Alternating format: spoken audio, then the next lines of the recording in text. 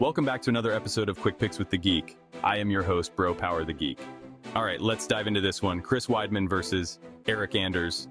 This is one of those fights where you just kind of sit back, grab your popcorn, and wonder, how did this make it to a pay-per-view prelim?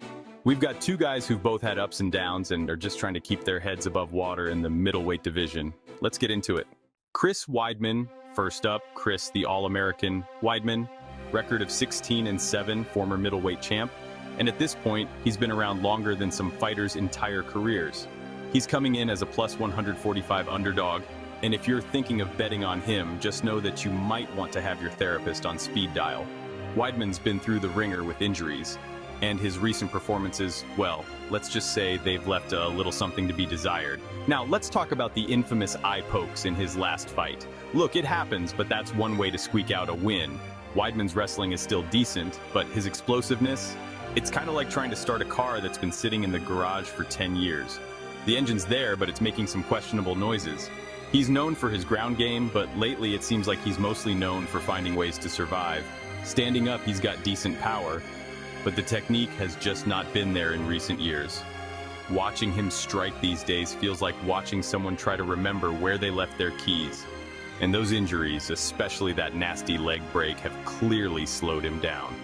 There's a chance he could turn back the clock, but even if he does, it'll probably just be to 2018.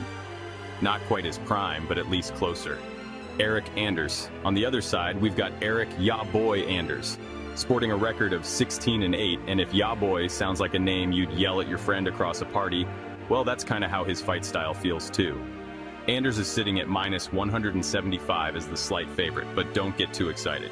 He's as unpredictable as a reality TV plot twist, and his performances have been all over the place. Anders has power, at least on paper.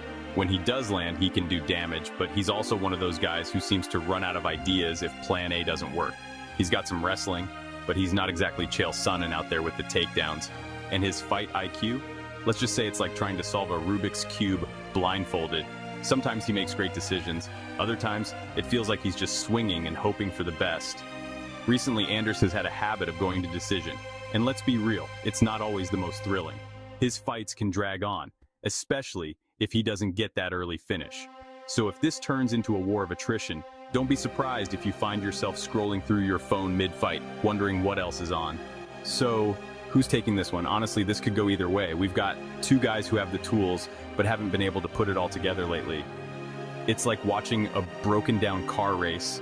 It's not about speed, it's about which one can hold together the longest. If Weidman can get his grappling going and keep Anders off balance, he could grind out a win. But that's a big if, considering his recent performances. Anders, on the other hand, needs to keep this standing and avoid the clinch game with Weidman. If he can find Weidman's chin, we could be looking at a TKO, but again, that's not a guarantee.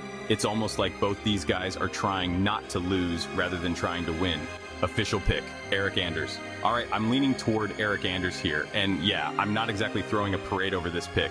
Anders has the power, and if he can just keep things simple and avoid getting taken down, he should be able to pull off the win. It's definitely not a confident pick. Both these guys have disappointed before, and they could do it again here. But if I have to choose, Anders seems to have just a bit more left in the tank.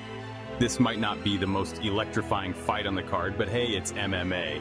Anything can happen, so let's hope they prove us wrong and bring the fireworks. But if not, well, there's always the next fight. If you enjoyed this, go ahead and smash that like button. If you haven't subscribed yet, what are you waiting for? Hit that subscribe button and turn on notifications so you don't miss a beat when the next video drops. And don't be shy. Leave a comment below and let me know who you got winning this fight. Let's see who really has the crystal ball around here. Until next time.